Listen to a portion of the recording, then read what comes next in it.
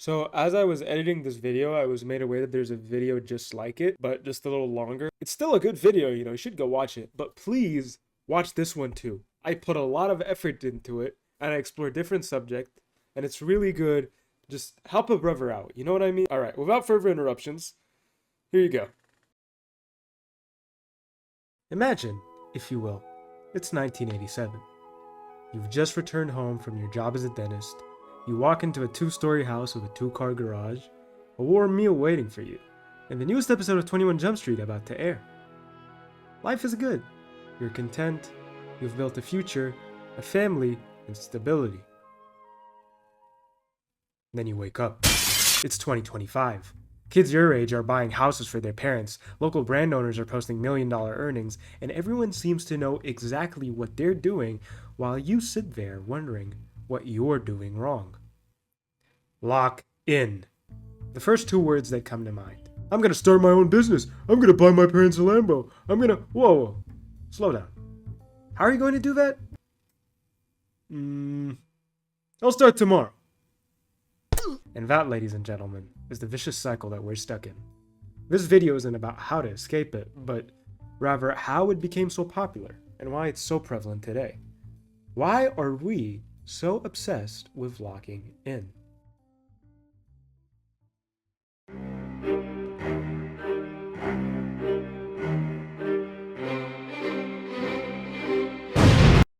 Locking in means becoming intensely focused or committed to completing a task or achieving a goal. It has roots in sports and video games, but its meaning has evolved. Today, it's not just about focus, but it's about survival. The phrase now lives everywhere. TikTok, podcasts, motivational edits. But what's new isn't the term itself, it's the culture that grew around it. The culture that tells you that if you're not locked in, you're falling behind. Let's start with the obvious question. Why has locking in become so widespread? Well, it all stems from one root cause: money. When our parents were our age, education was cheaper, jobs were stable, and a single salary could support a household. Social norms were simpler, no one had to build a personal brand right out of high school, and you didn't have to worry about getting laid off, because you were practically guaranteed lifetime work. In 1999, Barbara Schneider and David Stevenson wrote The Ambitious Generation, describing how teens were already pursuing a prestige for status rather than passion. Hustle culture, well, it was very much a thing back then, but it wasn't as accessible and wasn't that viable of an option. Unlike today, everything has changed. Education costs more, wages that could support households stagnates, while at the same time, rent is getting even more expensive. Lifetime employment is rare, and you're now seeing AI being used in creative fields. Platforms like TikTok amplify it all. You see 16-year-olds driving luxury cars and claiming they've made it, and the algorithm rewards excess, so naturally everyone wants a piece of the pie. Everyone wants to make money in some form or another, whether that be through crypto or investing, dropshipping. Really, the selection seems endless yet limited all at the same time. Stability is scarce, and COVID-19 proved that. Overnight, millions lost their jobs. Education is essential, and expectations are high, and the pressure to be exceptional is constant. Name Slickback. That's what I said, Slickback. No, it's a pimp named Slickback, like a Tribe Called Quest. You say the whole thing. Remember when I mentioned hustle culture and how I said it wasn't that viable? What even is it? Well, in layman's terms, hustle culture glorifies constant productivity. It turns exhaustion into productivity. It turns exhaustion into virtue and rest into guilt. Despite it being a thing for decades, it's no surprise it's the most prevalent in today's society. Now, social media has made everything a potential brand. Every hobby a side hustle, every opinion a pitch. Success is portrayed as accessible if you just work hard enough. But the cost? Your identity becomes your output, your worth becomes your productivity, and let me tell you, success is moral. Laziness is a sin, and work isn't something you do, it's who you are. This isn't motivation anymore, it's indoctrination.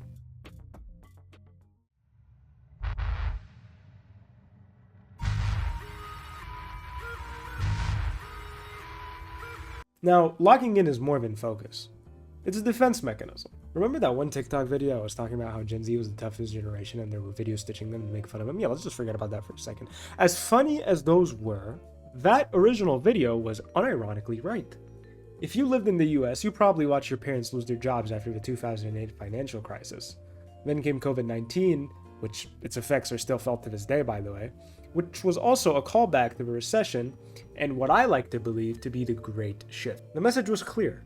No one is coming to save you, and you have to be your own safety net. Now, something I really dislike is that people always say that social media is the reason that this lifestyle is being popularized. And they're not wrong, but they just never explain why. So to put things into perspective, let's take a look at history, shall we? Theodore Roosevelt once said, "Comparison is the thief of joy." But in the algorithm age, comparison is the culture. We constantly measure ourselves against others' highlight reels, and the problem with that is that we will always feel less. It's status anxiety. If success looks instant online, struggle feels like failure. We've lost patience and we've lost perspective. The problem with those types of videos, the ones where you're just instantly shown results, they can be easily faked.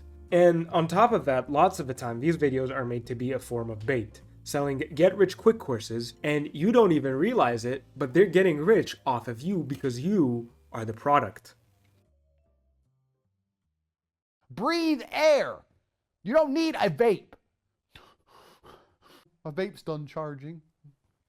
Load it up. At its core, locking in is about control, creating order in chaos. But underneath that control, there is fear. Fear of irrelevance, failure, and falling behind in a society that values attention over everything else. Or just fear of being like the ones before you, being underpaid and overworked. It's a coping mechanism. It's not really about ambition, but rather a form of anxiety that masquerades as discipline. It's also reshaping masculinity. Strength isn't dominance anymore, it's discipline. In a chaotic world, discipline feels like the last proof of control. The thing that differentiates today's society with the one before it is the social norms.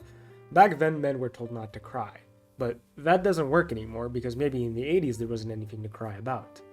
All you see on the news today is sickening, and it's enough to make even the toughest of eggs to crack. When you're crying but need to stop, what's the one thing you remember? Lock in. Money has also shifted meaning. It's no longer about luxury, but it's about freedom and escaping systems we no longer trust.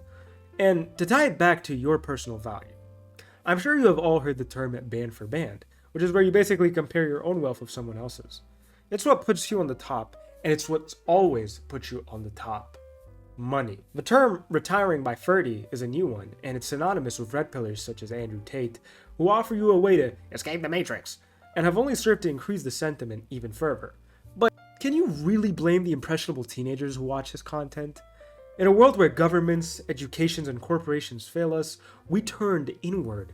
We became our own institutions. And we have to. When systems fail, people rise and revolt. And history is your best friend in this scenario. The reason the Nazis were able to succeed in the first place was because of the Weimar Republic's shortcomings and failure. England lost its empire because the age of monarchy had ended. The system had failed. In the end, locking in just shows our disillusionment with the system. Governments fail, education is necessary, yet somehow not enough, and corporations strip farmers of land and exploits its... Got a little carried away. Anyways, where were we? Locking in became a belief system, a new kind of religion. It offers both hope and desperation because the need to lock in only exists when rest feels unsafe. We're running towards peace, but we're never allowed to stop. It's paradoxical, in a way. Now that my hatred is gone, I'm empty. 20 years ago, people dreamed about who they wanted to be. And now, we dream about how to stay afloat while becoming it. So, when you say, I'm locked in, I want you to ask yourself, are you really? Or are you just scared? Scared of falling behind, or being forgotten, or living a life that doesn't matter? Maybe locking in isn't the solution, but it's just the symptom of a world that made rest feel like failure. Every generation creates a religion out of what it fears most. Our parents worship stability, and we worship control. Maybe locking in isn't about becoming better, it's about feeling safe. If we stay focused long enough, maybe we can earn the peace our parents were handed. According to Jiddu Krishnamurti, yeah, this guy, it is no measure of health to be well adjusted to a profoundly sick society.